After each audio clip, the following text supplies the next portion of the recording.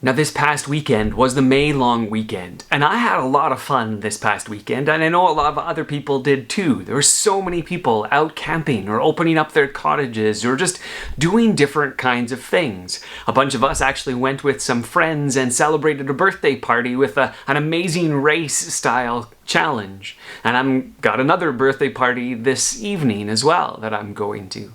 But what is it about the long weekend that kind of really frees us from our regular life? And is there something we can learn about a regular long weekend that we can apply to the rest of our weekends to experience that same kind of freedom, that same kind of break from regular life that can refresh us?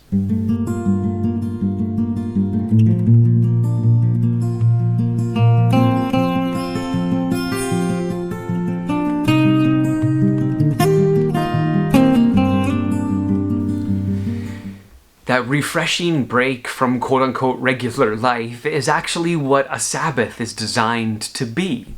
It's what God offered to his people when they came out of slavery and said, look, I'm not like these other gods, these other things that you pursue. I'm not like the constant demand for productivity or to make as much as you possibly can and to define yourself by that. I am one that wants to take time with you. And so he actually commanded them to take one day off a week, to not be engaged in work and to simply enjoy some time with him and one another.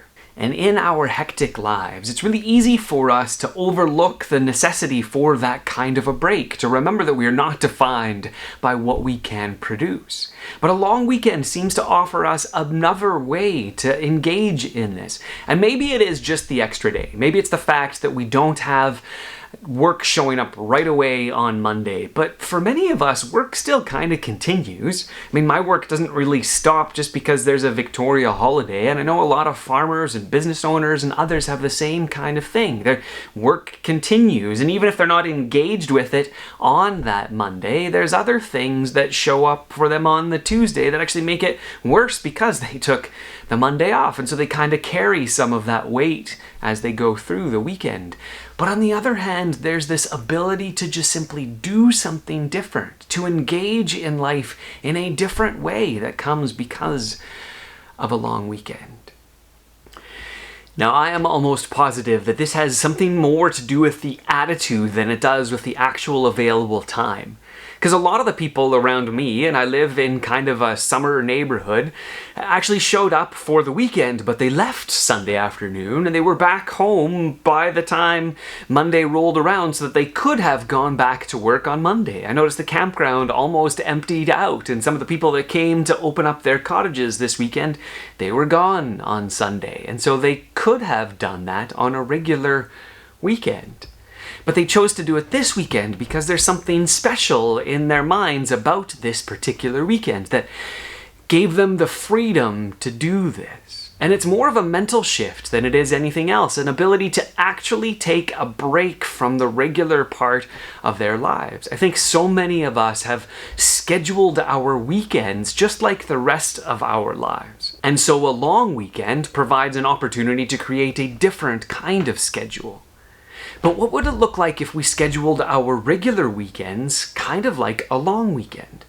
If we took those opportunities to provide ourselves with the space to do new things, to enjoy new things, to hang out with friends and family, to actually engage in creation in a new way, to sit in our backyard with our favorite beverage, just enjoying what was here. What would it look like for you to actually rest, to Sabbath on a day that God has set aside for us to actually engage with that? As Christians, we believe that Sundays provide us with an opportunity to experience the new life that we have in Jesus. We celebrate on Sunday because that's the day when Jesus rose from the dead. And so we experience the new life that is offered. And that's what these days are set apart for us to experience. So what would it look like for you to be able to move some of the kind of long weekend fun and frivolity and lack of activity into every one of your weekends? What would it look like if you would schedule your weekends to allow for that kind of fun and that kind of space to celebrate newness in God, to gather together with the Christian community to celebrate that, and then to spend some time with your family, your friends, just simply enjoying it?